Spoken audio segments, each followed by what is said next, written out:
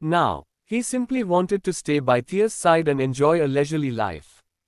Mom, we can make plans for it next time. Didn't David mention that he wanted to buy a car? So don't we use the money to buy him the car first? Plus, if I want to open a clinic, I've saved a little over the years, which should be enough. A bright smile broke out on David's face, and he hurriedly persuaded, Mom, James is right. Let's get a new car first. A luxurious car. It has to be at least $1 million to look good when we're out in it. Immediately, instead of Trash, David started calling him James because the latter spoke out for him. James nodded. Yep, I won't be needing the money. By the way, Thea seems to be very interested in fashion design. Why don't we start a clothing company instead of a clinic? The commercial city will be looking for foreign investments. I can rent an office building as the company headquarters for cheap through some connections. You are spouting nonsense. I heard that the commercial city aims to become a global financial center. The rent and tenancy agreement fees around that area are ridiculously expensive. Do you even know how much money is required to start a company? We don't have any connections, nor do we have money. So how are we going to start a company? Thea immediately grabbed James and interrupted.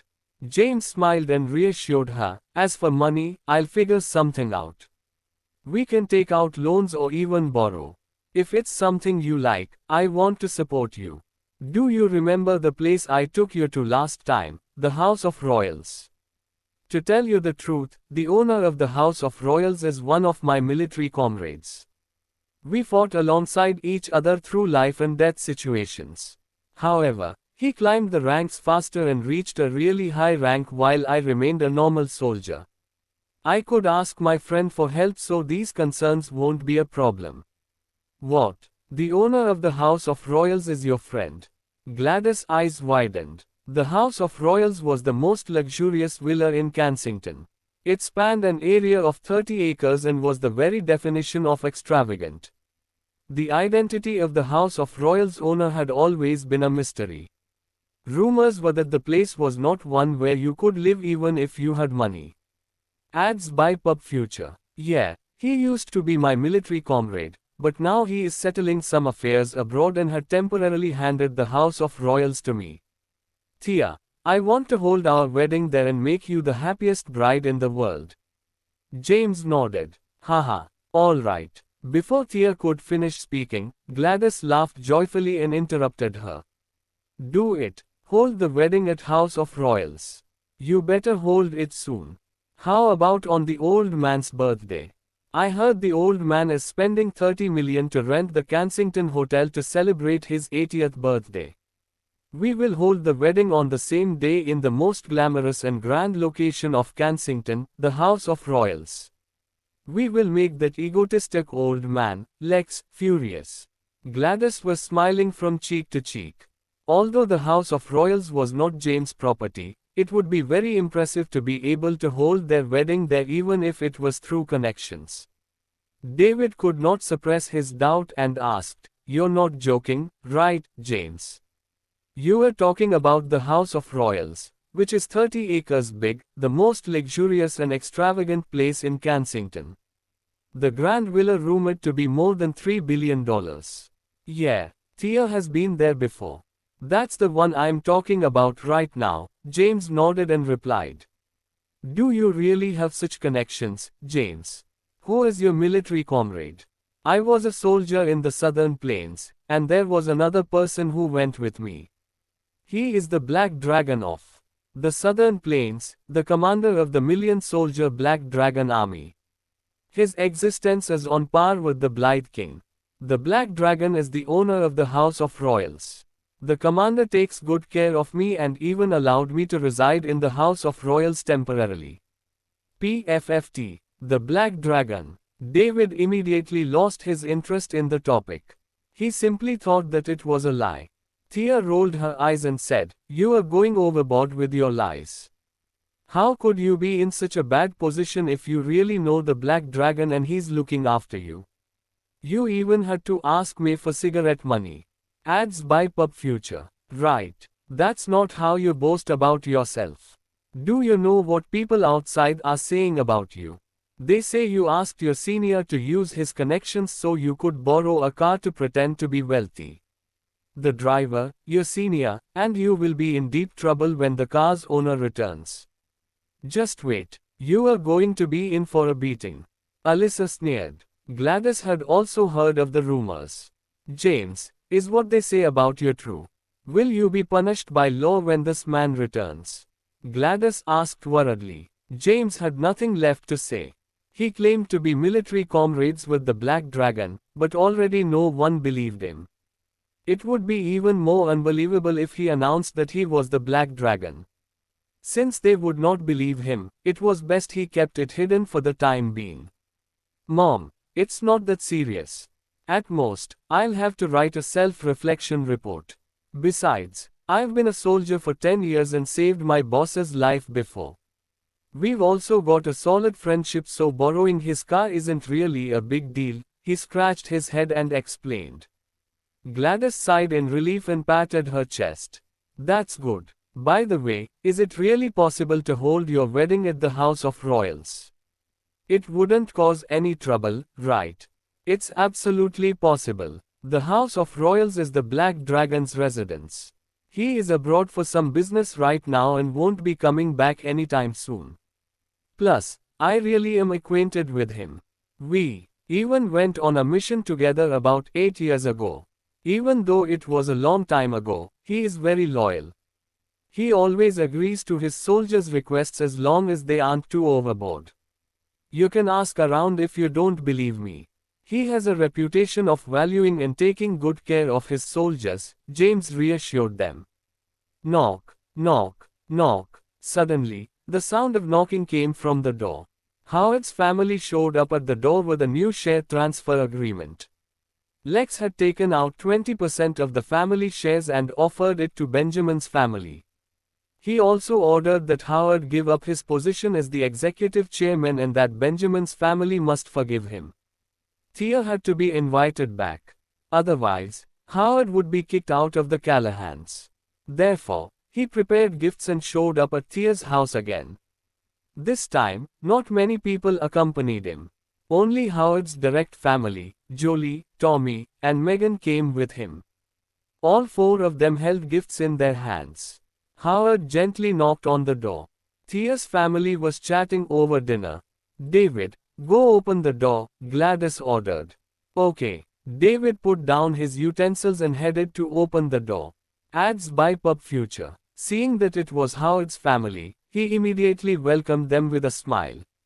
Uncle, what brings you here? Please come on in. David was highly disappointed that Gladys had refused to return to the Callahans. He was about to be unemployed and jobless. His family was going to starve without the support from the Callahans. Now that his uncle had revisited them, he enthusiastically took the gifts from them and invited them inside the house. You could have come without bringing gifts. By the way, have you eaten? We're having dinner right now. You should come and join us. Lisa, what are you waiting for? Hurry and prepare dishes for them. David shouted as he led Howard's family into the house. Benjamin stood up and greeted Howard, Jolie. Gladys wore a serious expression and abruptly put down her utensils, glaring at Howard's family who had entered the house. What are you doing here, Mom? How about you don't say too much? Uncle has personally come to visit us. What is with your attitude? David said in a timely manner. Shut up, Gladys shouted. Howard was not infuriated and said with a smile, Benjamin, Gladys. I've come to apologize. You know Dad will be celebrating his 80th birthday soon. Wouldn't it be good for us family to get along harmoniously? Dad even said he will give Benjamin 20% of our family shares. Seriously. David was thrilled. Uncle, Auntie, don't stand there and have a seat. James, what are you doing? Get up and give your seat to them. Alyssa's expression brightened as she overheard them while preparing the utensils. She hurriedly entertained them. Ads by Pub Future. James prepared to get up. Sit, Gladys ordered. James immediately sat down again. What's wrong? You were afraid that Celestial Group wouldn't be willing to collaborate with Eternality without Thea. The old man kicked our family out of the Callahans in front of so many influential people. 20% of the family shares. What's the point in giving it to us and taking it back tomorrow? Gladys glared at Howard's family and said indifferently. 20% of the family shares was extremely tempting. It was the equivalent of 100 million in assets. However, Gladys married into the Callahans for a decade and was extremely familiar with Lex's character. So it was possible he would give it to them today and take it away when he got angry again someday. Mom, stop it. Mom, it's 20% of the shares. Even if you don't want it, you should think about us. David and I will be having a baby soon. You have to at least think about your grandson. Gladys' attitude made David and Alyssa extremely anxious. Thea, I'm sorry. I was at fault in the past. I shouldn't have insulted you. I am begging you to come back and resume your position as the executive chairman. There are a lot of company affairs waiting for you, Tommy apologized. You should just come back, Thea. Grandpa said that you could continue being the executive chairman of the group. Your monthly salary will be the same as before. 300,000. Megan cajoled. Hearing them, Thea was also tempted. She eagerly wanted to go back to work instead of staying home wasting time. However, she remained silent after seeing Gladys' expression. We don't need it. Gladys was firm with her decision. She never wanted to return to the Callahans just to be insulted. Gladys, why do you have to be so stubborn? Why refuse money? It's 20% of the family shares. The Callahans have plenty of business and are all profitable. Having 20% would be about a minimum of 1 million a month, Jolie smiled and said. Mom, quickly accept it. David was about to cry from panic. $1 million was a luxury that his family had never had the privilege of before. It was equivalent to a luxury car every month. Mom, I am begging you. Don't be angry with them, okay? Alyssa pleaded. Her bags, dresses, and cosmetics depended on their family shares. Howard said with a smile, Gladys, let's let bygones be bygones. Dad is being very generous this time, giving 20% of the shares at once. The shares slightly tempted Gladys. 20% of shares was a lot of money. When the old man passed away, it was worth hundreds of millions in assets. My useless husband, Benjamin, would never be able to make that much money even if he worked his whole life. However, she wanted to cry just thinking back on the treatment and suffering she had endured and Benjamin's position in the Callahans. She recalled how the Callahans took the credit from James and even insulted their family yesterday. She remembered how Lex expelled them from the Callahans in the morning. It made her furious. Since they had already decided not to return, they would keep it that way. They would just be ridiculed if they were to return there. Glades was determined in her decision. She did not want money, and if they were going to be poor, so be it. At least they were free and did not have to live pleasing other people. Go away, she said firmly and pointed to the door. James lowered his head and continued eating beside her. Ads by Pub Future. He never expected Glades to turn down 20% of the Callahans family shares. This was Gladys, who loved money and insisted that Thea divorce him for a richer son-in-law. The same one who knelt down in front of Belinda at the Gaumont entrance. Auntie, why can't you appreciate what's given? Tommy was enraged. His grandfather came to visit them in person but was turned away. Now, his father was here to persuade them, and still, they rejected him. Tommy was already displeased that Lex gave them 20% of the family shares. On top of that, Gladys' attitude toward them made him increasingly upset. Grandpa isn't begging you to come back to the Callahans. It's Thea he wants. She hasn't said anything yet, so who are you to reject us? Thea is my daughter. I have the final say on whether she goes or stays. Now, are you going to get out or not? Gladys shouted. She stood up, took out a broom, and chased Howard's family out the door. With a loud bang, she slammed the door shut. Outside the door, "Dad, did you see that? What kind of attitude is that? Grandpa is already giving them 20% of the shares. What else do they want? Is it too little for them? They're being so greedy." Tommy and Mandy cursed angrily. "That's enough. Let's go back first," Howard said calmly. Inside the house, Gladys was feeling a little regret after she had chased them away. Ads by Pub Future. The Clahans' 20% shares were worth $100 million. "Mom, what's the matter with you?" "Mom, it's not that I want to complain, but think about it. You've suffered so much in the Callahans over the years and endured so much pain. Our family deserves those shares. How could you refuse it?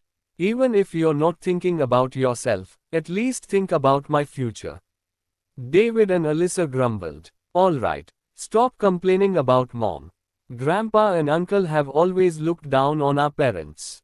Plus, I've only always embarrassed Mom and Dad. Mom finally managed to get back at them for once, so I agree with Mom's approach," said Thea. Gladys glanced at Thea and said, "Thea's right. Instead of going back to being insulted and poorly treated, I'd rather we prove ourselves with our own strength. Aren't they having a grand birthday party? We'll hold a wedding at the House of Royals and make that biased old man mad. Mom, don't worry. I won't ever make you embarrassed again in the future." Thea vowed. James said with a smile, "Mom, I know you want a better life for the family and want to return, but you can't let go of your pride. You don't have to worry. The Callahans are scared that the Celestial Group will terminate the contract with Eternality, so they'll definitely come back for Thea. As long as you firmly stand your ground, you'll surely be able to get more from them." Gladys still felt it was a missed opportunity and asked curiously, "I've shown them such attitude. Will they really come back again? Should I accept or refuse them if they come again? You call the shots. You decide whether to agree or to refuse," James replied with a smile. "Mom, you have to accept if they come again. I'm begging you." David knelt on the ground with a thump.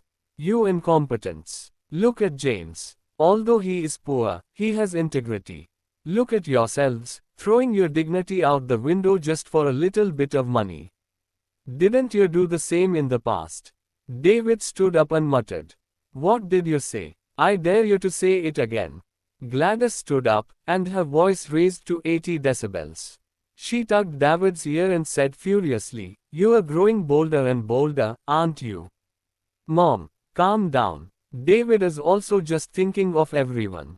What is our family going to eat without the Callahans?" Alyssa said promptly, "We aren't going back even if we starve. Instead, why don't you all find a job if you've got working hands and legs? I don't believe we'll die from starvation without them." Gladys scolded them and was firm in her decision. David did not dare to say a word after being yelled at. His hatred toward James secretly brewed in his heart. Mom wasn't like this in the past. She would lower her head and beg the Callahans for the money. Now, she doesn't bat an eye even with the money being sent right to her door. Everything changed because of James, thought David. The visit from Howard's family had completely ruined the family dinner.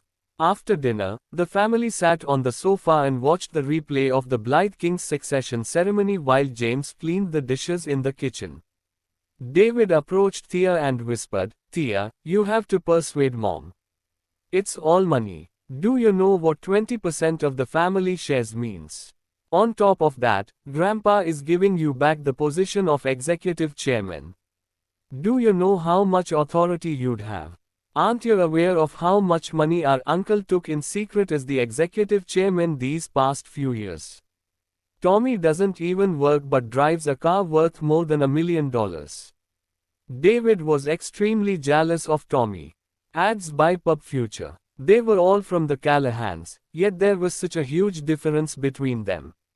Now was their chance to climb high, but his mom suddenly became dense and did not even want the money sent to their doorstep. Thea did not want the family relationship to be so cold. She knew her grandfather very well. He was just a little prideful and really wanted to lead the Callahans to the top, becoming a rich and powerful household. Over the years, everyone in the Callahans had worked toward achieving Lex's goal. I'll talk to her. You must convince Mom. I'll try my best. Thea got up and sat beside Gladys. Mom. Gladys, who was focused on the TV, turned around and looked at her. Yeah, is something the matter? Ads by Pub Future. Mom, haven't you always wanted to be able to raise your head proudly in front of your maiden family? This time will be a good opportunity. Grandpa wants us to return to the family and will give us plenty of shares. I'll also be able to continue being the executive chairman. You'll be able to tell your maiden family with your chin held high if I'm the executive chairman, right? Said Thea. Gladys sighed gently. Thea, don't you already know what kind of person your grandfather is? He is being generous now because he needs you. When you're no longer valuable to him, he'll get rid of you. He'll take back the shares he's giving to us sooner or later. It's a matter of the future, and we can figure out something when the time comes. Thea tried her best to persuade her. Mom, I'm sorry I've been an embarrassment to you over the years. It's because of me that you couldn't raise your head in front of the Callahans and outsiders. Thea choked up on her words. You shouldn't blame yourself. Without you, your grandfather would not even look at your father. Your father is useless and didn't fight for anything. It's the reason his status in the family is so low. All the other family members are working in eternality, buying cars and houses, while your dad had to get a mortgage for our house, Gladys said with disappointment on her face. Benjamin was excellent in all aspects when he was in school. She never expected him to be so timid and honest. He was a manager, but he refused to get involved in embezzlement.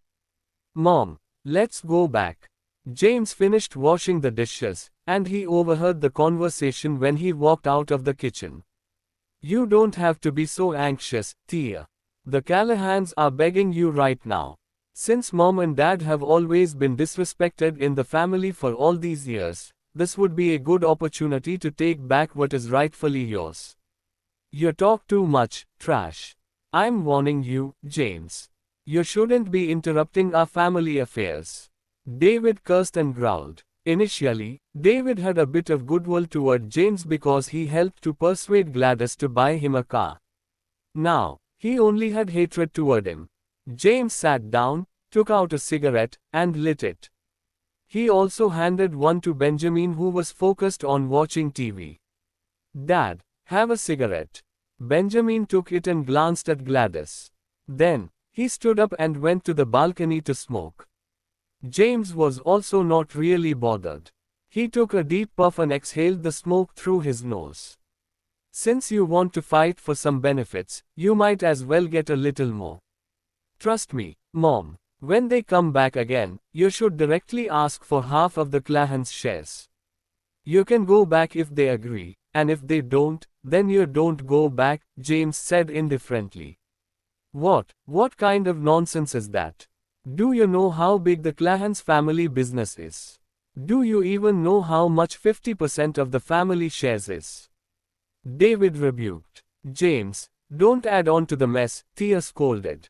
Unexpectedly, Gladys straightened her back and agreed. I think what James said makes perfect sense. They'll have to give 50% to persuade me. After all, I don't really care to go back. I'll only consider if they're going to offer 50%. That will ensure that we have the final say in the Callahans. Mom, that's impossible. Grandpa will never agree to it. That's right, Mom. 20% is more than enough. Think about it, that's worth more than $1 million per month. Plus, Thea will also be getting her salary. Our family will be able to afford a villa in less than a year. Gladys was also shaken. Ads by Pub Future. James interrupted. Mom, you should be firm in your decision. This is the best opportunity for you to raise your status to become the one to call the shots in the Callahans. You'll never have a better chance if you miss it this time. 50%. Will it be too much to ask for? Do you think the old man will agree? Gladys asked doubtfully. I'm sure you are aware of the Celestial Group's influence in Kensington. They're just one of the subsidiaries of the Yates from the capital. The market value of the Celestial Group alone is 100 billion, so you can imagine the collective market value of all the Yates businesses combined. As for the Callahans, their total assets added up would only amount to about $1 billion. Additionally, most of them are fixed assets. A contract with the Yates would guarantee a rapid increase of the Callahans' assets. Although Grandpa is stubborn, he isn't stupid, James explained. James paused momentarily and continued, the commercial city is a high-end commercial and financial center. That is incredibly hard for a small business like the Callahans to enter, but Grandpa is very proud. To satisfy his ego, he dreams of making the Callahans a wealthy and powerful family capable of entering the commercial city. He won't want to lose the chance to have the Yates as a backbone. Therefore, he needs Thea to go back to be in charge of the Callahans' cooperation with the Celestial Group to ensure a long-term partnership. James analyzed the pros and cons one by one, making very reasonable arguments. Everyone was convinced by his words. So, as long as Thea continues to serve as the executive chairman of Eternality, the Callahans will have an increase in orders and assets. Grandpa will surely be able to do the maths. Gladys immediately decided after hearing James's analysis.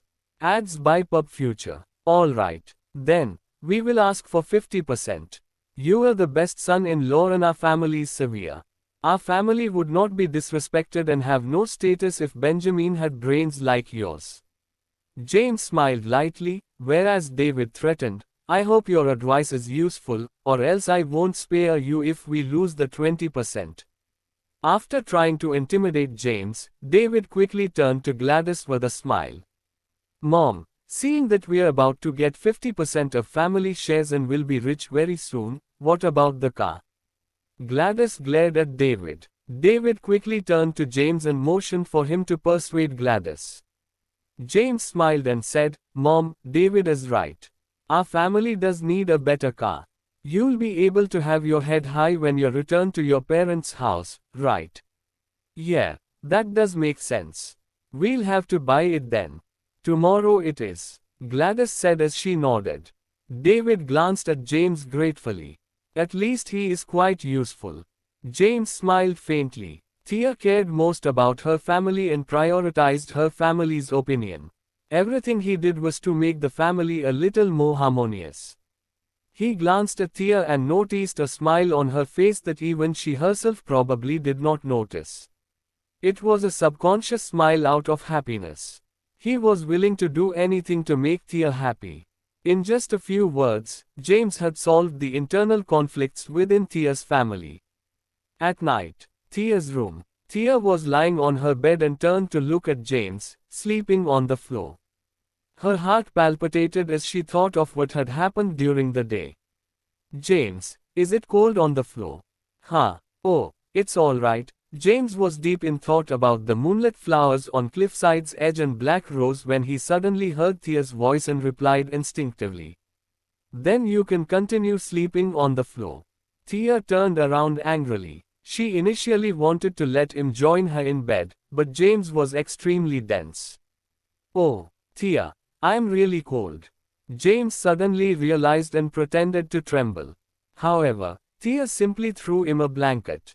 James knew that he missed a golden opportunity because he was not attentive. Still, he did not think too much about it since he appreciated what he had now. The night passed by silently. Ads by Pub Future. Thea's family headed out early the next morning to purchase a new car worth the $2 million from Thea. James did not go with them and chose to stay home to clean up. After the family left, James immediately dropped the broom and headed to Common Clinic. Henry was back from the Southern Plains. The Southern Plains were close to the borders, and there were 18 small countries. These countries were rich in ore resources. Thus, plenty of the people there were well off. Henry was the deputy commander of the Black Dragon Army. He was only one position below the commander but above 10,000 soldiers, so it was easy for him to obtain money. After he returned to the southern plains, he spread the news that the Black Dragon needed some money. Soon, countless owners of gold mines, coal mines, diamond mines, and jadeite quarries personally delivered the money to him. There were hundreds of millions to billions of dollars being offered. Henry gathered enough money very soon and immediately returned to Kensington. James rode his little electric motorcycle and arrived at Common Clinic. Apart from Henry, there was also a woman with a sexy figure and attractive face that showed up wearing black leather pants. She was one of the main members of the grave robbers at the border of the southern plains, Black Rose. James, Henry greeted. Ads by Pub Future. Commander. Seeing James approach, Black Rose immediately knelt. The Black Dragon doesn't exist in Kensington. You don't have to be so polite. Just call me James. James waved his hands and said. Understood, Com. James. Black Rose replied as she stood up. Then, she stepped aside. Henry, have you got the money? James sat down and asked.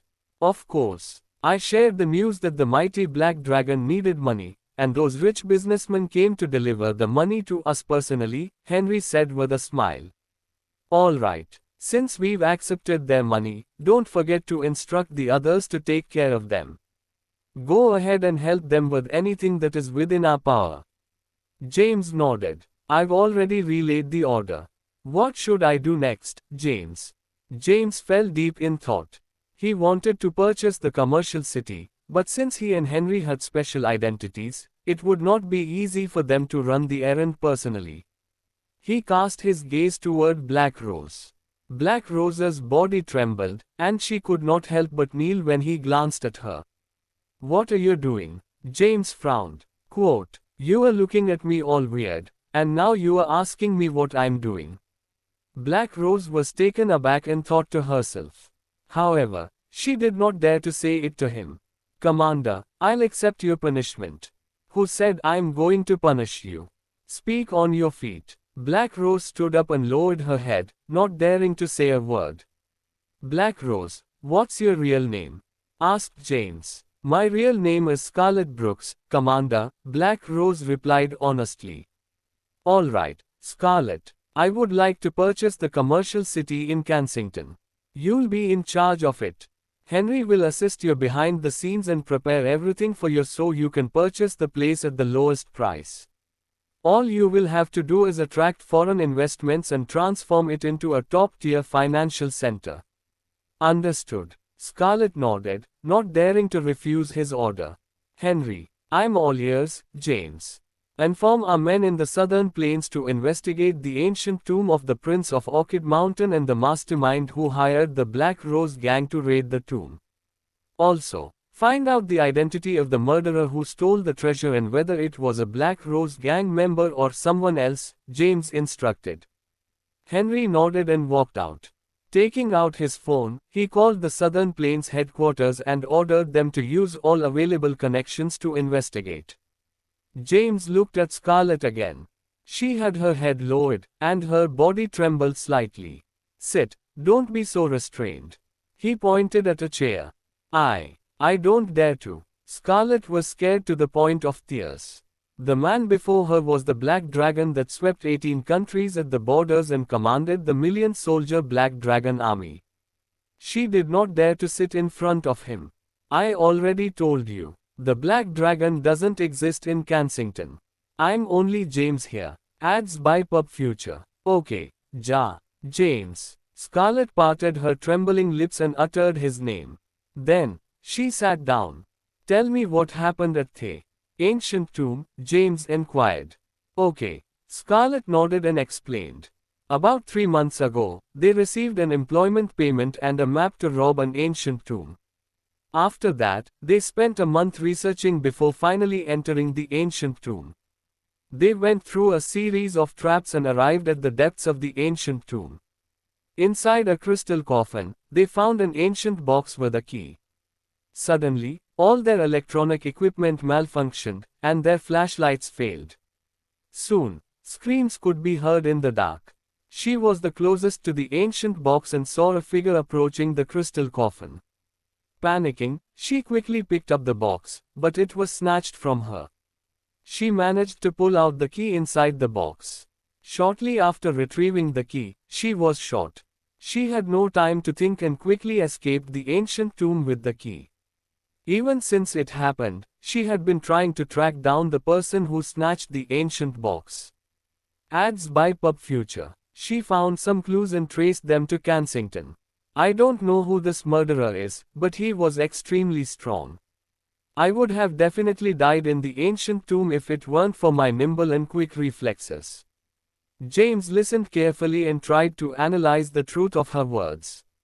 Henry walked in after passing on the order to the Southern Plains headquarters and heard Scarlett's story about what happened in the ancient tomb. James glanced at Henry. Henry had been with James for many years and immediately understood his intentions. He pulled out his gun and aimed it at the back of Scarlett's head. Scarlett's legs turned to rubber with fear and she instantly knelt with her smooth forehead on the ground. Her body trembled, and she begged for mercy. I don't know how I've angered the commander, but please spare my life. James glanced at her and said indifferently, "Are there any lies in your story?" "There is no falsehood, Commander." James waved his hands, and Henry quickly put away his gun. "Okay, you can get up. Since you've come to me for protection, you can work for me with peace of mind. Remember, this is Kensington. There is no Black Dragon or Black Rose here. I'm James, and you're Scarlett. As for your identity, we'll have to make it a little more exaggerated. After all, how would an ordinary person be able to buy the commercial city?" After James gave instructions, he got up and left. Scarlett finally sighed in relief after seeing him leave.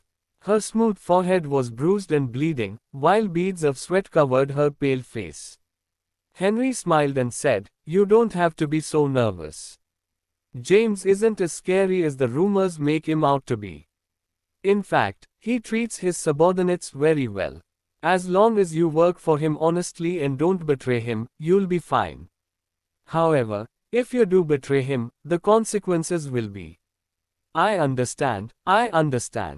Scarlett nodded vigorously. "Let's go complete the task he had ordered. We'll have to purchase the trade center as soon as possible." James left Common Clinic. He still had more work to do. There were two reasons for his return to Kensington: to repay kindness and take revenge. Although the Xaviers, one of the Great Four, had been abolished and the heads of the other three families were dead, there were far more people at the Caddens home back then than them. Many important family members within the Great Four were present. Everyone that was at the Caddens villa had to perish. The Frasers. They were one of the Great Four households in Kensington with countless family businesses and assets worth tens of billions. The Frasers family villa was luxurious and grand. However, the Frasers villa was not as lively and jolly as it used to be in the past. In the hall of the villa, there was a coffin surrounded by all three generations of the Frasers. Kneeling on the ground were the priest. Some families who had a good relationship with the Caddens had also attended the funeral of the head of the Frasers, Eve. Meanwhile, in the hall of the second floor of the villa, a lot of people were gathered. Ads by Pub Future. The person in front was Eve's eldest son, Melvin Fraser. Upon Eve's death, his eldest son, Melvin, inherited the position as the head of the family. Apart from Melvin, there were several other sons and daughters of Eve. Gathered together, they discussed some matters regarding the burial of Eve. Suddenly, a young man dressed in funeral clothing shouted anxiously, "Dad! We have a problem. A very, very big problem." Melvin stood up abruptly and scolded, "What's with your etiquette? Why you in such a panic?" "Dad, no, hurry and look over there." Melvin's son pointed to the staircase. Everyone turned around. Thump. Many of them immediately fell to the ground in fear. A figure walked through the door. The man was dressed in a black coat and wore a ghost mask on his face. "Isn't this the person that killed Warren and Trent Xavier? What's going on? Wasn't the murderer shot?" Why did he show up here? James approached them, and the family stood up and instinctively stepped back. Ads by Pub Future. Those who were at the Cadence Villa, those who persecuted the Cadence and set fire to the Cadence Villa 10 years ago, go to the Cadence family cemetery and kneel for 10 whole days. Then, use your death to repent for your sins so that the rest of the Fraser family will be spared. James sat on the sofa, looked at the Frasers, and said indifferently. After relaying the message, James stood up and left under the terrified gazes. Reaching the door, he stopped again. Everyone trembled in fear when his footsteps halted. Don't forget, 10 whole days starting tomorrow morning. You're not allowed to get up. No one in the Fraser family will be spared if you disobey my orders. James' voice was like a bolt of thunder that echoed in the ears of the Fraser family members, instilling fear in them. It was not until James excited that the Frasers reacted to what had happened. Melvin lost all his strength and fell onto the sofa. His face went pale, and he muttered, "I should have known. I should have known that the person who killed Warren and Trent was the person Thea rescued from the fire at the Cadence Villa 10 years ago. Who is he?" Trent had even threatened Thea to find out his identity but to no avail. In the end, Melvin thought of Trent's identity. He was the Deputy General of the Western Border, a subordinate of the Blythe King. The Western Border Patrol had already shot the ghost masked man. How is it possible for him to show up again? Who is he? The last remnant of the Cadence. Could Thea's husband, James, be the one she rescued 10 years ago?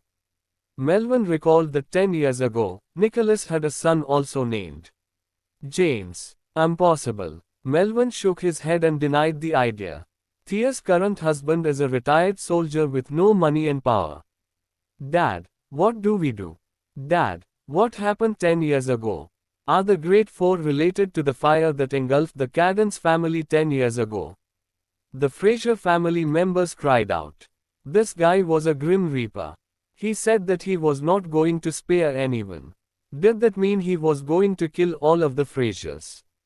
After relaying the message to the Frasers, James paid a visit to the Wilsons and Zimmermans. It was the same message. He wanted the culprits at the Cadence Villa who caused the death of 38 members of the Cadence family to kneel in front of the Cadence cemetery for 10 days and redeem themselves with their deaths. Otherwise, no one in their family would be spared. The Xavier family of the Great Four had already perished, and the heads of the other 3 families were also dead. However, this was just the beginning. The 3 families panicked. The main members of the 3 households immediately gathered and sought Rowena to discuss countermeasures since she was the mastermind behind the incident. City Hospital, Rowena's ward. She sustained severe injuries after taking a beating from James. There were several cuts on her face, and she was still hospitalized. Suddenly, the door of her ward opened, and James walked inside. Seeing James, Rowena rolled out of bed in fear. She hurriedly stood up and knelt on the ground. "See, Commander." James locked the door and approached her. Then, he sat on a chair and looked at Rowena, who was shivering as she knelt on the ground. "Rowena, tell the remaining Xavier family members who were involved in the scheme against the Cadence to kneel at our family cemetery for 10 full days. They can redeem themselves with their lives, and I'll leave the others alone. Otherwise, none of the Xaviers will be spared. You won't have to go. I'm giving you 1 month to find out the whereabouts of moonlit flowers on Cliffside's edge. Commander, please forgive the Xaviers. I admit it was my fault. I made a grave mistake. Please let me use my life to repent for my sins. Please, could you spare my family?" Facing the powerful black dragon, Rowena did not have any anger and simply begged for mercy. 24 people. I remember very clearly. Apart from the deceased Warren, Trent, the head of the Frasers, the head of Wilsons, and the head of Zimmermans, 19 people are left. Excluding you, there are 18. These 18 people better kneel for 10 days and redeem themselves for this matter to be over. Otherwise, James said indifferently. He stood up, turned around, and walked away. I won't spare even one. So, do as I say. The Black Dragon will keep his word. After these 18 people kneel and redeem themselves, this matter will be over, James said as he left through the door. Rowena knelt on the ground, and tears streamed down her face. She regretted everything. She believed that with James' current power, he would follow through with his words and spare no one if she did not do as he said. Although she had already instructed the Xaviers to evacuate Kensington in advance, they were restricted from traveling. They could not leave by any means regardless of traveling by land, sea, or air. They were trapped in Kensington. Losing all her energy, she sat on her hospital bed and sobbed. Soon, the heads of the remaining 3 families of the Great Four showed up at her ward door. Rowena, a survivor of the Cadence, has come back for revenge. It's the person who killed Trent. The ghost-masked man that the Blythe King shot was fake. Your brother is a subordinate of the Blythe King, so hurry and contact the Blythe King for help. Yeah, he asked us to kneel at the Cadence Cemetery for 10 days and take our lives to repent for our sins. Rowena, we're all counting on you. The Xaviers are the only ones with a connection to the Blythe King. The heads of the 3 households spoke out one after another. Rowena raised her head, looked at the few people before her, and said with all the strength she had left, "Do as he says." A dozen members of the Great Four should die than for the entire Great Four to perish. Her calm words stirred a storm in the room.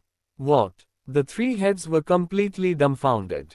Don't you understand yet? My 4th brother was a confidant under the Blythe King. He was the deputy commander, and his military rank was 1 star. Yet even with his death, the Blythe King didn't even bother to do anything and helped suppress the incident. Don't you understand how terrifying the last survivor of the Cadence is? The 3 were immediately stunned. Was he more terrifying than the Blythe King? The Blythe King was one of the 5 commanders, ranked the highest in the pyramid of power.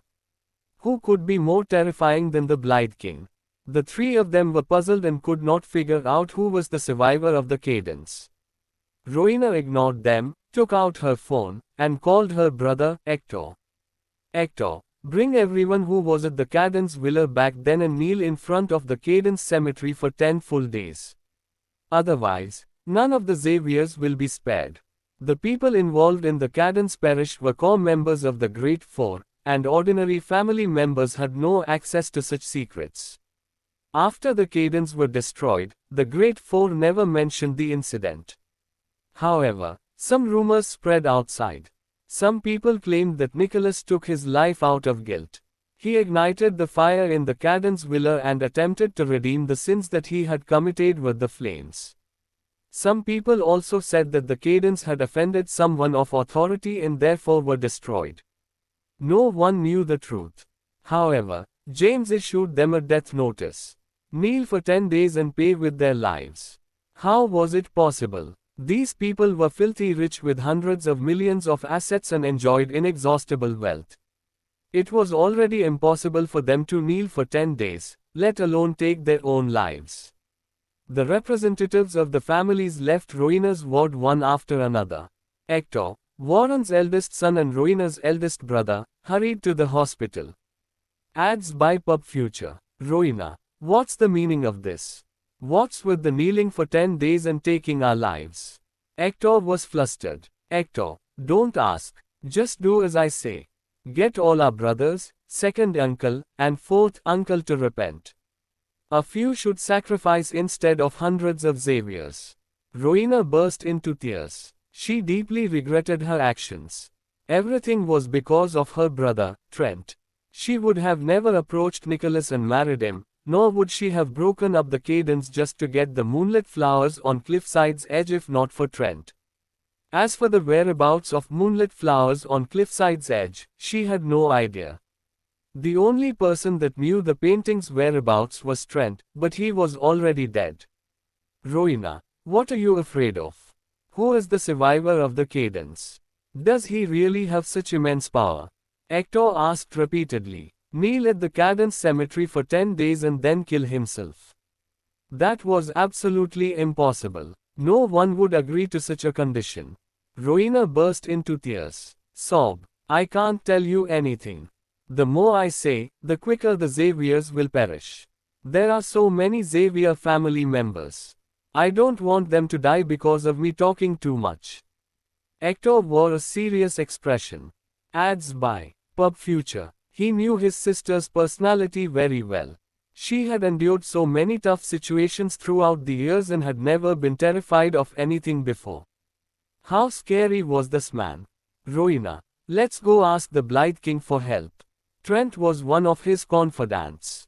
Now that he is dead, the Blight King will surely protect us for our brother's sake. It's useless. It's really useless. The Blight King would have taken action long ago if he wanted to help. Have you not realized that the person trying to destroy our family is an existence that even the Blight King is cautious of? Rowena cried out. Boom! Rowena's words echoed in Hector's head like thunder. He took several steps backward, and his face went pale. His heart palpitated, and he gasped for breath. Impossible. That's outrageous. The Blight King is the commander of the Western Border. He's one of the 5 commanders. How is it possible for this person to be more terrifying than the Blight King? He explained. Rowena shed tears and said weakly, I've already said what I can. Whether to do it or not is up to you. I can't even protect myself now and can no longer protect the Xaviers. Meanwhile, the head of the other 3 families of the Great Four gathered together. Melvin, the head of the Frasers, asked with a gloomy expression, what do you think Rowena is so afraid of? The Xaviers have deep connections with the Blight King since Trent was his confidant. So, why is she so scared? Calvin Wilson said indifferently, I don't believe his bluff. This survivor of the Cadence couldn't possibly kill all the hundreds of people in the Wilsons. The current head of the Zimmermans, Drake Zimmerman, agreed. There's nothing to be scared of. I've got a good relationship with Gerald of the Underworld. He has thousands of men under him. I can pay him some money to guard the Zimmermans for a while. It was too much to ask them to kneel at the Cadence cemetery for 10 days and then redeem themselves with their lives. Now that the previous heads of the families were dead, it was their turn to call the shots. They had billions of assets in their pockets, so it was impossible for them to throw away their pride and kneel in front of a cemetery, let alone take their own lives to repent. The 3 of them discussed countermeasures to protect themselves. After deliberation, they decided to fight back. The 3 contacted people from the underground world one after another and spent a fortune employing them to guard their families. They were confident that when the survivor of the Cadence showed up, he would not be able to leave their houses alive. However, even an elite like the deputy commander of the Western Border Patrol was murdered at the Kensington Hotel. How were ordinary people like them going to stand against him? Still, they were willing to take a chance to fight back. They were unaware of the grave consequences that would follow when they failed. The Great Four were thrown into panic, yet the outside world had no idea as it was an internal affair of the Great Four. The outside world only knew that the Great Four were in big trouble. The head of the Xaviers, Warren, died tragically at his birthday banquet. Soon after, the news of Trent's passing spread. After that, the heads of the other 3 families of the Great Four also died. All important figures from the Great Four were gone. It was major news in Kensington. However, the news was overshadowed by the succession of the Blight King. Now that the succession ceremony was over, everyone began to turn their attention to the affairs of the Great Four again. The Great Four offended someone influential. The Xaviers are done for, and the other 3 won't last very long. Kensington is going to be reshuffled. Who will be replacing the Great Four to become Kensington's new giants? The Oswalds are surely qualified for the title. They're only inferior to the Great Four in terms of assets.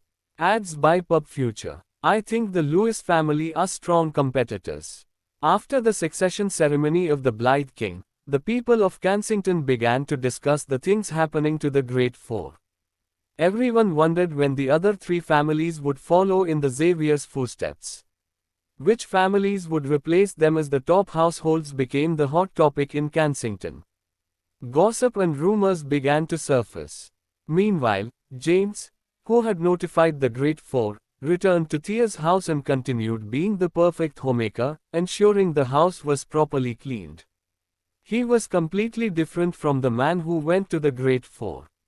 When he went to the Great Four, he was a grim reaper. After thoroughly cleaning the rooms, James went to buy some groceries to cook after seeing that it was almost time.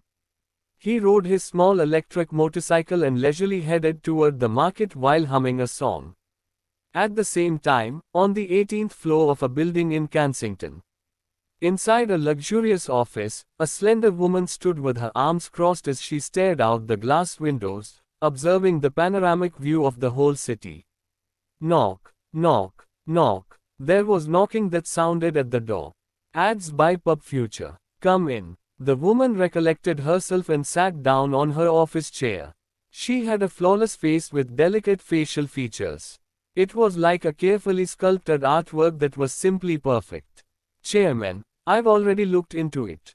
His name is James, the son-in-law of the Callahans.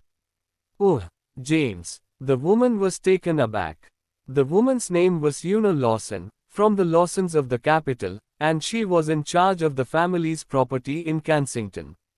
Yesterday, she was on her way to an important banquet. Along the way, her car was stolen, and her driver was thrown off the road. The person who stole the car ran a series of red lights and drove to Eller Corporation. She saw James storm into Eller Corporation fiercely and immediately bring down more than a dozen security guards. As for what he did after rushing into the building, she had no idea. However, she knew that the police were dispatched instantly, followed by the army, and even the Blythe King personally arrived at the scene. Yet soon after, it was announced as a joint exercise and was just practice. Una knew full well that it was not practice. Therefore, she looked for someone to investigate the identity of the person that stole her car and found that it was James, the son-in-law of the Callahans. Her slender fingers tapped gently on the table and made a rhythmic sound. The Blythe King suppressed the matter for him. What's the background of the son-in-law of the Callahans?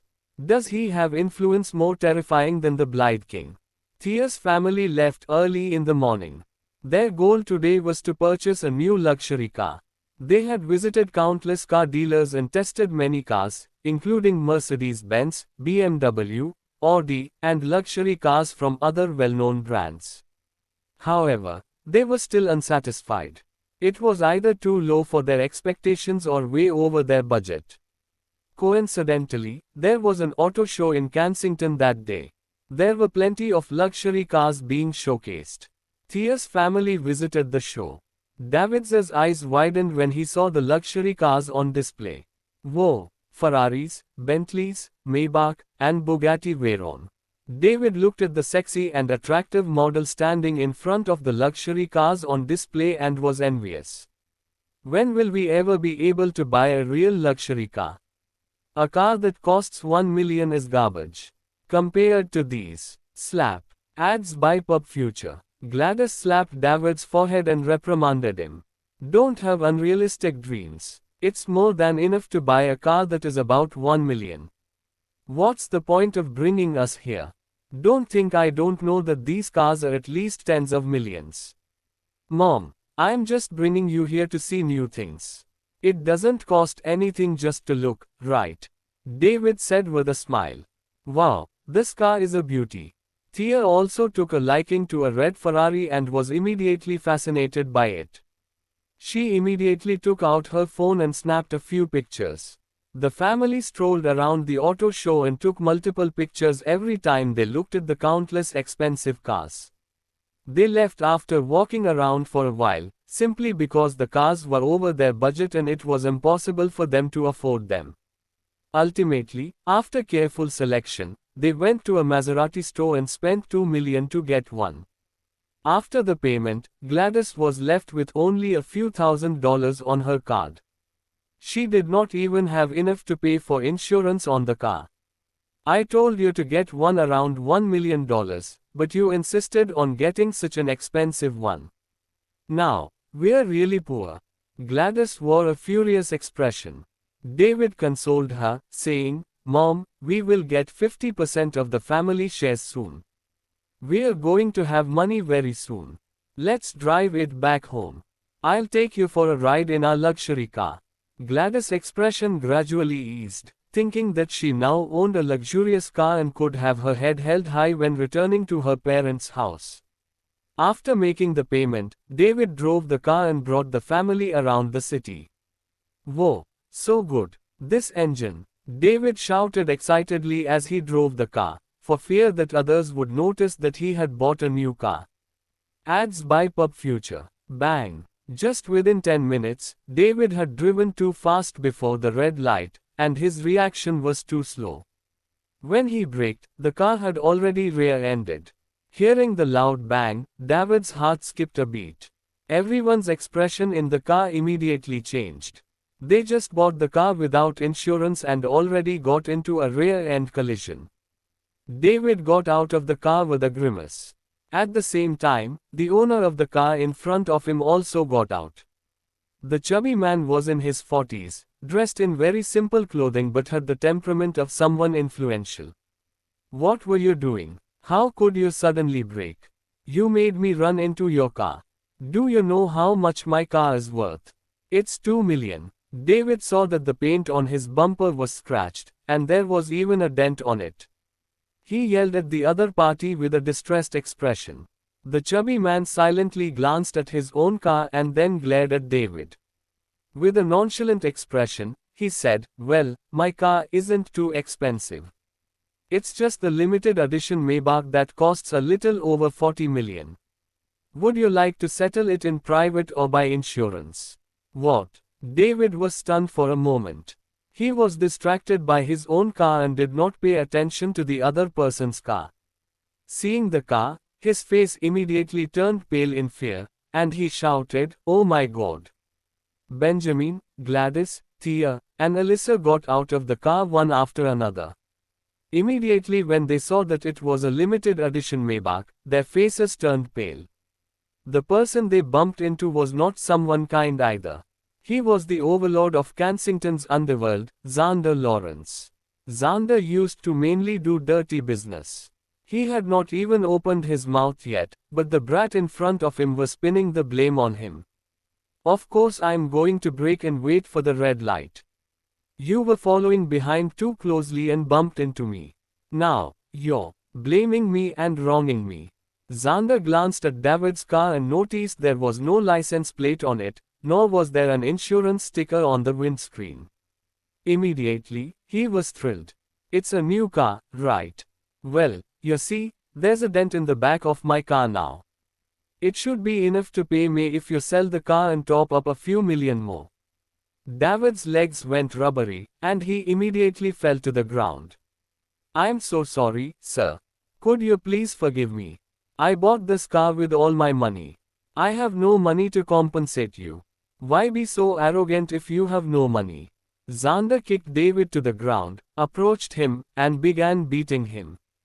Don't hit him. Alyssa rushed over and grabbed Xander. Slap. Xander waved his hand and slapped Alyssa to the ground. David ignored the pain in his body and got up again to kneel again, repeatedly begging for mercy. Gladys walked to him with a furious expression and slapped David, who was kneeling on the ground in the head. Trash. I shouldn't have promised to buy you the car. After scolding him, she glanced toward the middle-aged chubby man named Xander, who had a displeased expression. Sir, the problem doesn't seem too serious. I have $5,000 on my card, and I can give it all to you.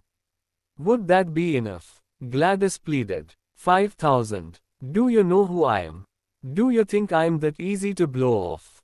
Xander's expression froze. Then how much do you want? Gladys asked cautiously. Ads by Pub Future. I already said you can sell this car, and adding another $5 million should be enough. Seeing that you can afford a $2 million car, you should at least have some money, but if you don't, use your connections to gather enough money as soon as possible. Otherwise, the consequences waiting for you will be very scary.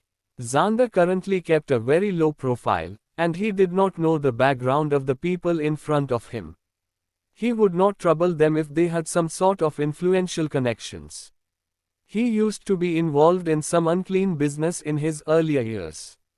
Now that he had given up that lifestyle, he wanted to keep a low profile for now. He would not offend people and get into trouble if he could avoid it. After speaking, Xander got into the car and made a phone call. "I'm on Skyflower Road, come and help me tie up a brat." They were at a traffic light intersection in an urban area.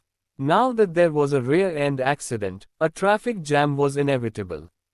The traffic police came right away, took pictures, and instructed the two parties to pull their cars aside. Roadside, David and Alyssa kept kneeling on the ground, begging Xander to have mercy and forgive them. However, Xander was not budging at all. Suddenly, a van approached them, and several men with fierce appearances got out, walking towards Xander. "Boss," Xander pointed at David, still kneeling on the ground, and said, "Take him away." Ads by Pub Future. All right. Several men forcibly dragged David away on the ground and threw him into the van. Xander looked at Benjamin, Gladys, Tia, and Alyssa.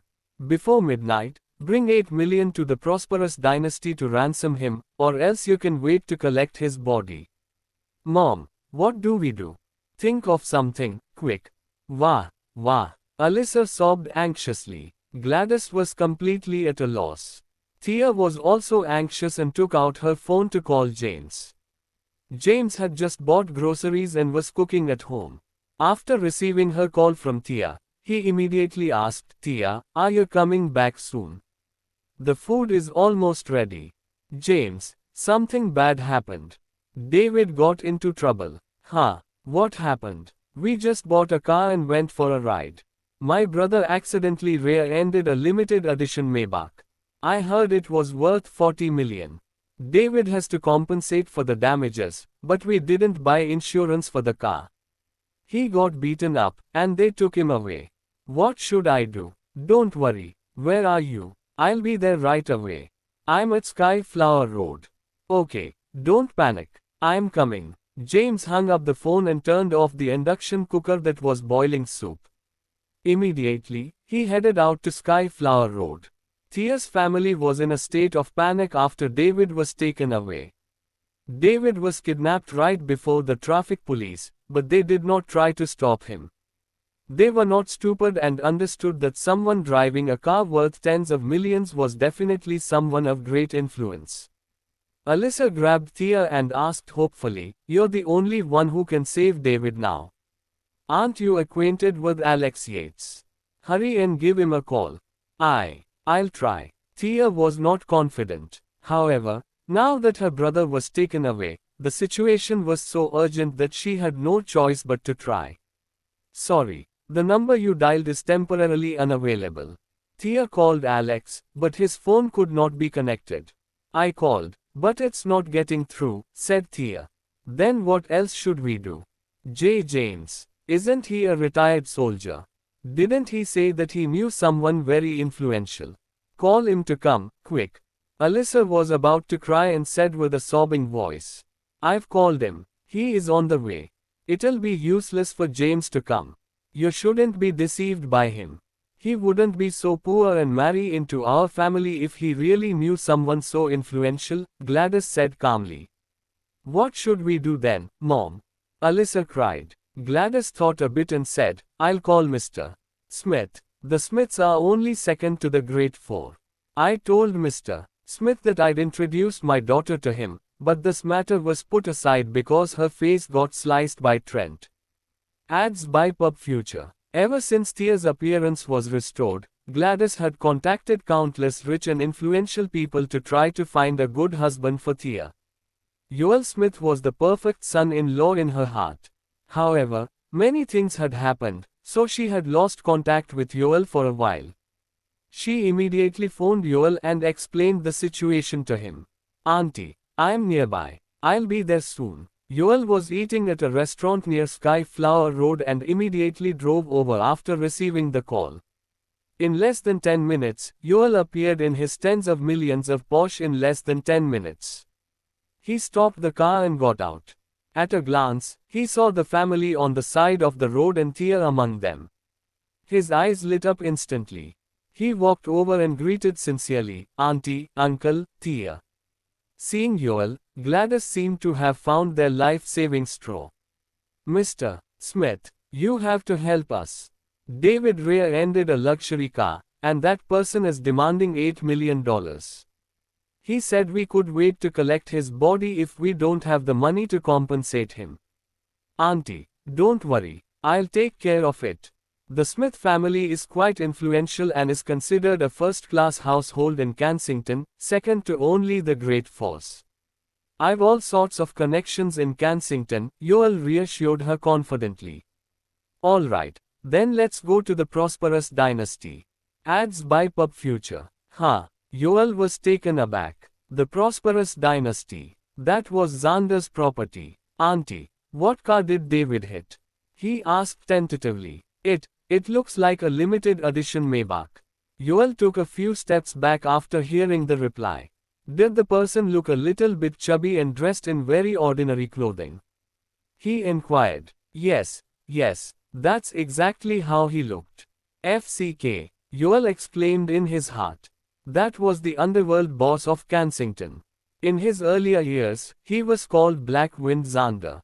He had forsaken his dirty business and was now into legal and serious business. Xander had been very low profile ever since. As long as you did not provoke him, he would not trouble you. However, if you provoked him, the consequences. Yoel took a deep breath. He glanced at Thea and could not help but swallow his saliva. "Auntie, I can help you settle this matter, but Xander is not easy to deal with. I'll need my dad to help. He has some connections with Xander. However, I can't just help you without getting something in return. You said last time that you would introduce Thea to me. For the sake of her son's safety, Gladys could not care less. Don't worry, Mr. Smith, Thea will divorce James really soon. Although David was useless, he was still her son, so she could not stand by and watch him get in trouble. On top of that, James was a retired soldier and kept claiming to know someone influential. Compared to that, Gladys chose someone who was really influential instead. Yoel belonged to the Smiths and had a huge family business worth tens of billions. Thea getting married to the Smiths would be 1,000 times better than staying married to James. What do you say, Thea? Yoel glanced at Thea. Xander was indeed terrifying. The Smiths were nothing compared to Xander. He was a real gangster that did not bother to earn himself a reputation or title. However, his father had some connections with Xander, and they even had dinner together. Plus, it was just a rare end and not a big deal. His father could simply talk to Xander and compensate him with some money, and then the problem would be solved. It was not a loss to pay millions in exchange for Thea. "Mom, I'm not going to divorce James." Slap. Gladys raised her hand and slapped Thea. Ads by Pub Future. What do you mean you're not going to get divorced? Are you going to take out $8 million to save your brother? She roared. A slap mark gradually appeared on Thea's face. She reached out and covered her face as tears began to well up in her eyes. "Thea, do you know who Xander is? Do you know what he did in his earlier years? This man has at least 80 people's blood on his hands, if not 100. He's a man who'd completely get rid of a person and not leave even their bones." Thea was also frightened after hearing about him. Yoel could not help but swallow his saliva as he glanced at Thea's beautiful figure and mesmerizing face. To be honest, Xander probably isn't going to let David go even after he gets the money. Those who offend him never end well. He continued to scare them. "Thea, you can't just think about yourself. Think about your brother too," Gladys said anxiously. "Do you want me to kneel and beg you?" Glades was about to kneel after threatening her. "Mom." Thea grabbed Gladys, who was about to kneel, and tears rolled down her cheeks. "Mom, I'll get a divorce. I'll divorce James. Don't do this. Yoel's expression brightened as he heard this. Gladys said that Xander demanded 8 million to be delivered to the prosperous dynasty, and David would be free. Yoel knew Xander's character. Adds by Pub Future. This man used to be from the criminal world and was a man of his word. He had been very low profile for the past few years and basically did not cause any trouble. As long as enough money was offered, David would be freed in one piece. Moreover, he was from the Smiths. His father had some connections with Xander, so if he helped to solve the matter, Xander would not ask for too much. Thea would be his after settling this. She was the most beautiful woman in Kensington. Plus, Gladys even told him that although Thea and James had registered their marriage, they did not sleep together. Auntie, uncle, Thea, I'll settle the problem. I still have some money on my card. You guys can go back and wait. I'll go back to ransom him, and with our relationship with him, I'm sure Xander would not trouble David. Mr. Smith, can we come with you? Gladys tried to persuade him. She had watched Xander beat up her son and was extremely worried about his safety. Auntie, you can go back and wait at ease. I'll settle it for you, Yoel vowed and assured her. Yoel glanced at Thea, who was anxious, and said with a smile, Thea, let's have dinner when I bring David back. Yes, Thea will be waiting for you, Gladys agreed in Thea's place. Thea stood aside and cried in secret. Thea took out her phone and called James. James, we've already resolved the problem. You can go home and wait for me. I've something to discuss with you. She hung up after speaking. James was already on his way in a taxi, but because there was a jam, he could not arrive in time. Upon receiving the call from Thea, he sighed in relief and instructed the driver to turn around. Thea called and informed James that the problem was settled. James returned home and prepared the food, waiting for Thea and the others to return home for lunch. They returned very quickly. As soon as they entered the house, James noticed something was wrong. They all wore very strange expressions. There were even tears on Thea and Alyssa's faces. James asked doubtfully, Thea, is something the matter? I thought everything was resolved. Why didn't David come back together? Thea glanced at him and cried, aggrieved. What's wrong? Tell me if there's something wrong. I can solve it for you, James consoled her. Gladys sighed. What's wrong, Mom? Why you sighing? Asked James. However, no one in the family spoke. They entered the house and sat down. Immediately, James went to prepare the bowls and utensils, serving everyone some rice.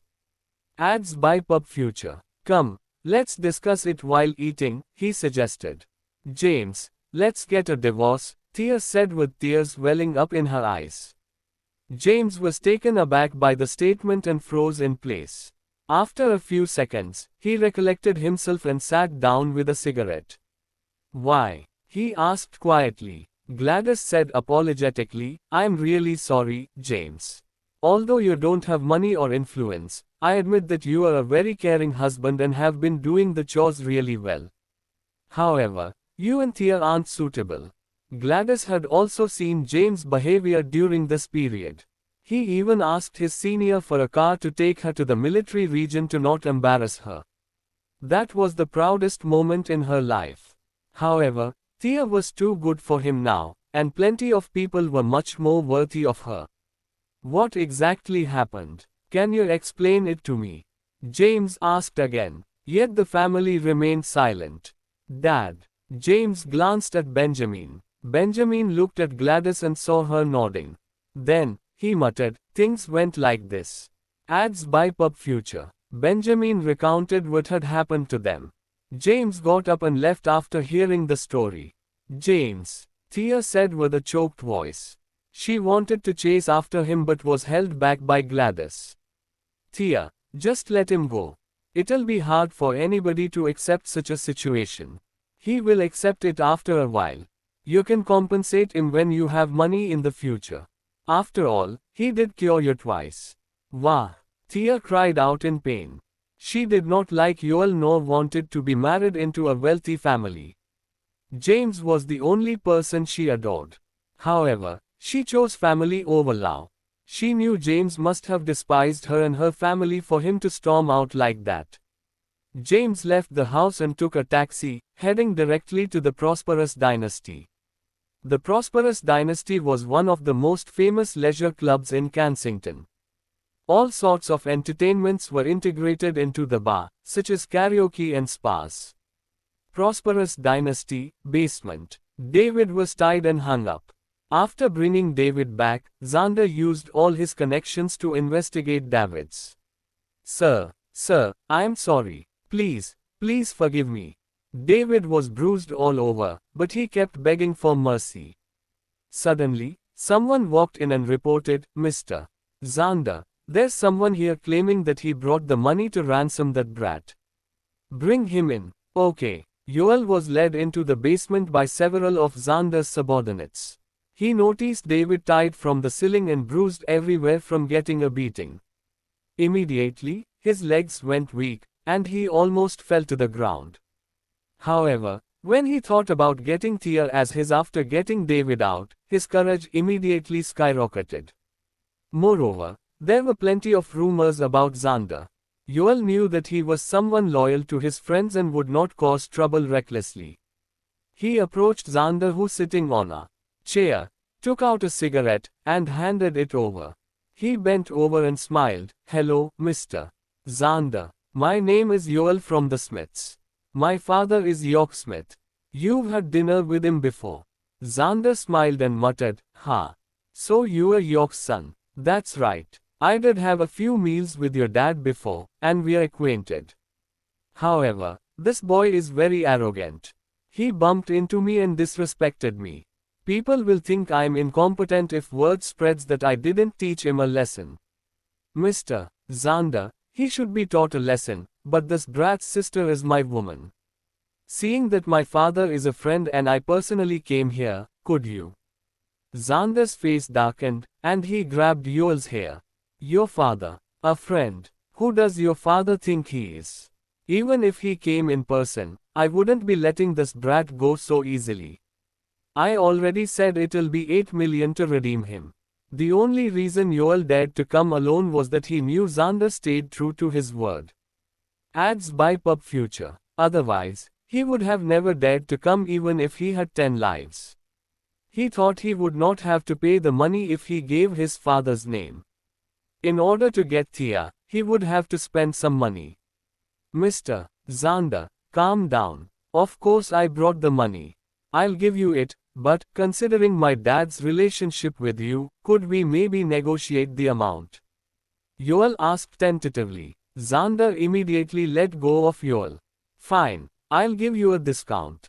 5 million. The Smiths were a considerable household and had a certain amount of influence. Although he was not afraid of them, he did not want to cause too much trouble, especially with the Blythe King's recent succession. He compromised and reduced the ransom from 8 million to 5 million. Yoel's heart was bleeding. Although his family was rich and 5 million was just a drop in the bucket, the money was not rightfully his. 5 million was his pocket money for a month. However, he was willing to sacrifice a bit for Thea. He nodded and said, All right, Mr. Xander. 5 million it is. I'll transfer it directly to you, right? Yes, make a direct transfer.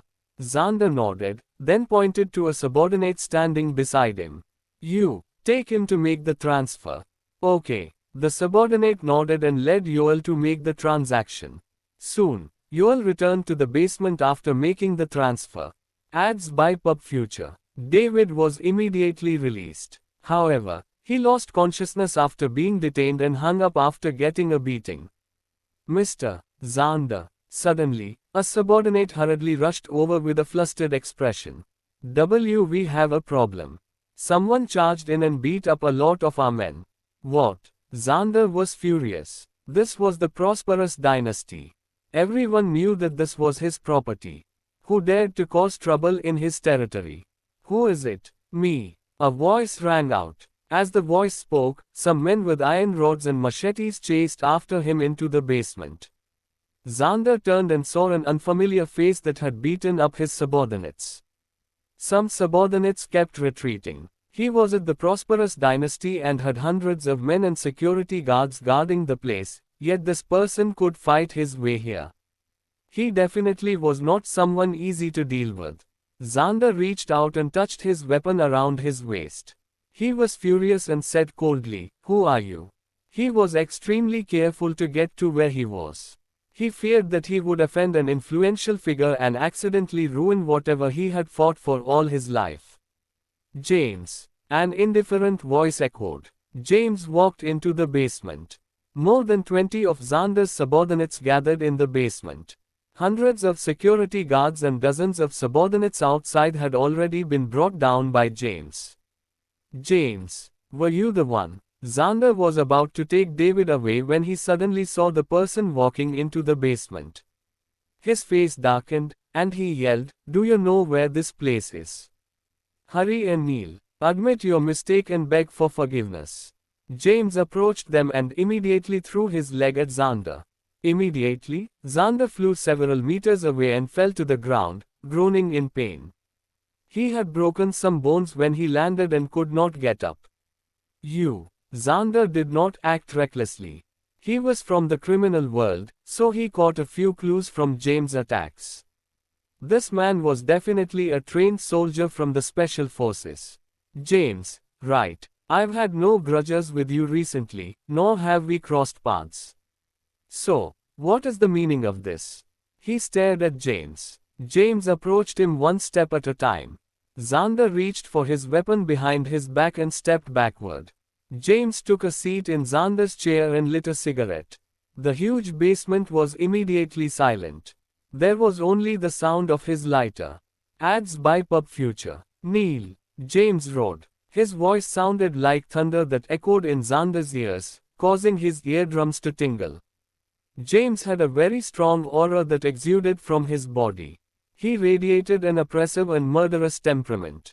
It was a strong aura that could only come from one who had been in battles all year round and in a high-up position for a long time. Xander used to mingle around in the underworld and had been through many terrifying situations. However, when he heard James's voice, his legs gave out, and he subconsciously wanted to kneel. He was a crime boss and a ruthless character. James' roar did not frighten him, but he did not dare to act recklessly. "Who are you?" he asked with a straight face. "Exa, Mr. Xander. He is the son-in-law of the Callahans. Thea's husband and David's brother-in-law. He's just a lowly soldier from the military. You can go ahead and kill him." Xander had already crawled up from the ground but was still unable to stand up. He sat on the ground and looked at James with hatred on his face. "Trash. Do you know who I am?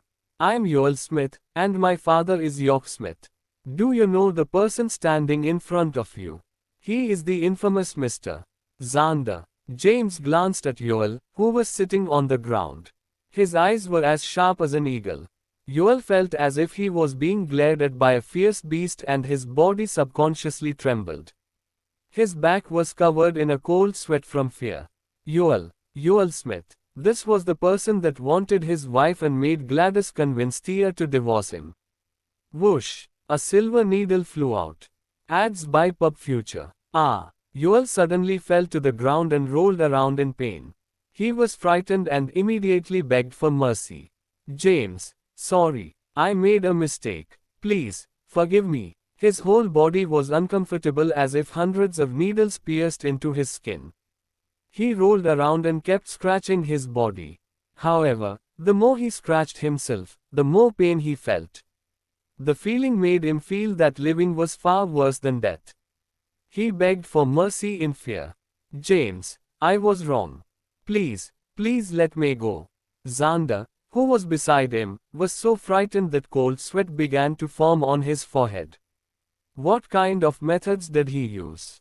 He saw a silver needle appear in his hand, and Yoel rolled on the ground in pain after he waved his hand.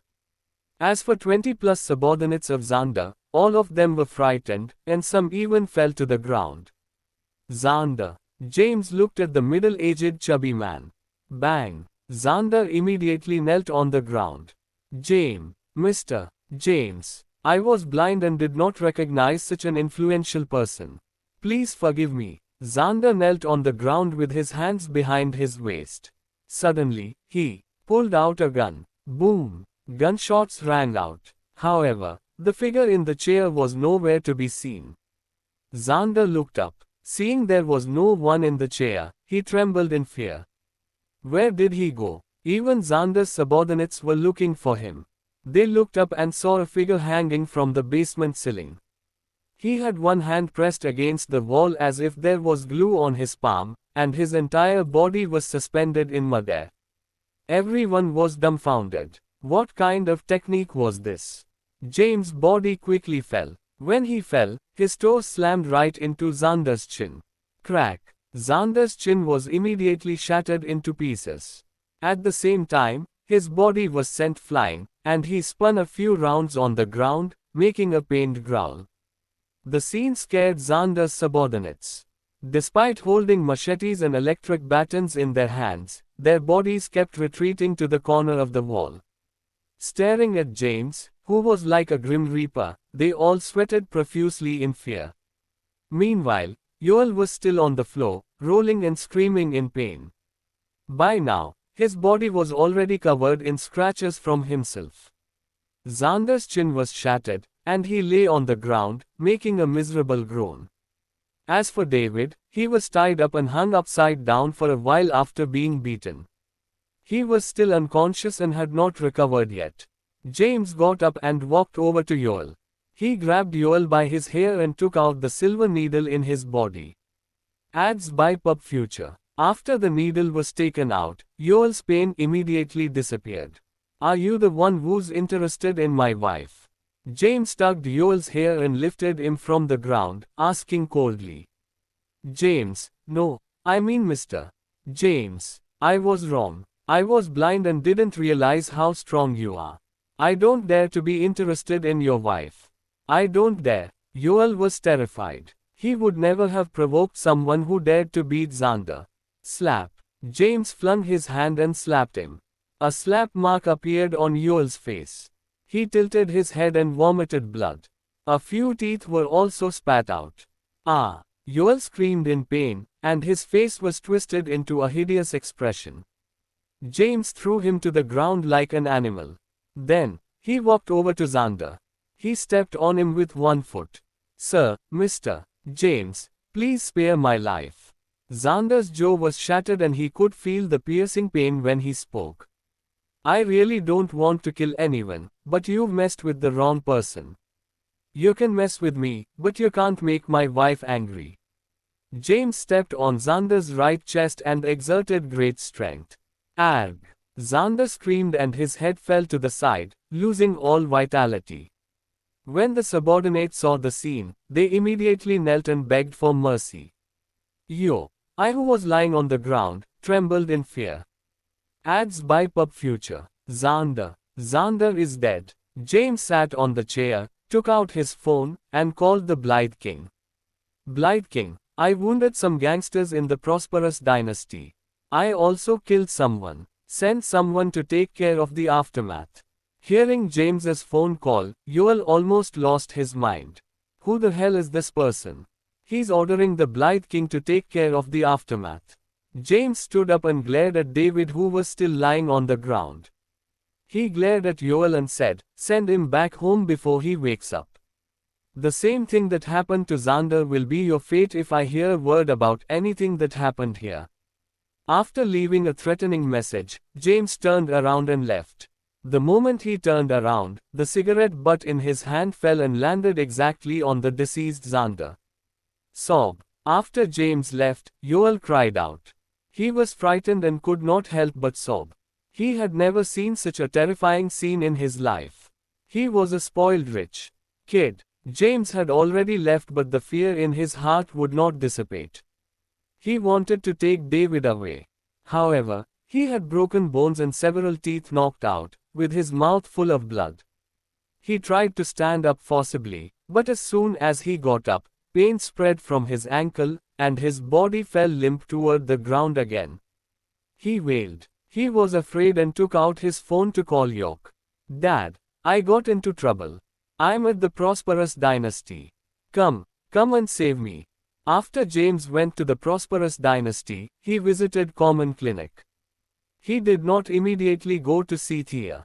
He knew that Yoel would not dare to have any more thoughts about Thea, and she would call him to come back very soon. Meanwhile, the Blight King, who had received James' call, was fuming. He was the Blight King and the commander-in-chief of the 5 armies. He was not someone to clean up James' messes. Send troops to the Prosperous Dynasty immediately. Also, find out the background and the owner of the place. The Blight King roared. He was furious and caused a rumble throughout the military region. Hundreds of military vehicles were dispatched instantly, and the intelligence team began to get to work. Xander was quite a famous person in Kensington. He had his fair share in the dirty business in the past, and it was easy for the Blight King to find out about him. In less than 10 minutes, the information about the Prosperous Dynasty was presented to the Blight King. Going through the documents, he was furious and roared, "Seal up the Prosperous Dynasty and detain everyone involved. Don't leave anyone behind. We will regard this as a military mission." Understood. After the military region received the order, they immediately took action. It was in the afternoon. Hundreds of military vehicles were dispatched, and the military passed through the streets in a mighty manner, causing a commotion among the people. "What's happening?" Ads by Pub Future. "Is there another drill?" Seeing the military vehicles parked in front of the Prosperous Dynasty, the citizens began to make guesses. "I heard that the Prosperous Dynasty isn't a clean business." "Yeah, the boss of Prosperous Dynasty is Xander. He's done a lot of dirty deeds in the past, but now he is doing legal business and has been keeping a very low profile." They all say that new officials are full of passion. I guess that the Blight King is going after Xander. The Prosperous Dynasty. A lieutenant general under the Blight King, Daniel, with a military rank of 1 star, led his troops into the Prosperous Dynasty. The floor was full of security guards and gangsters all the way. All of them lay on the ground screaming in pain. Seeing such a scene, Daniel's face trembled slightly. How did Xander of the Prosperous Dynasty get on James' nerves? Daniel went to the basement. There, he saw more than 20 people. All of them were Xander's subordinates. The unconscious David was also spotted, with Yoel laying on the ground. He could not get up. Meanwhile, Xander's lifeless body was beside them. "Deal with the cops and detain all these people," Daniel glanced at them and ordered. Ads by Pub Future. Seeing this, Yoel hurriedly explained, General, don't detain me. I didn't do anything. I'm Yoel from the Smiths." Daniel stopped, glanced at Yoel contemptuously, and kicked him. "Who cares about the Smiths? What family is that? Why did you have to offend James? Why do you have to cause our commander so much trouble? You won't be spared if you make him mad." Yoel was kicked to the ground. However, he quickly got up and pleaded, "No, you can't detain me.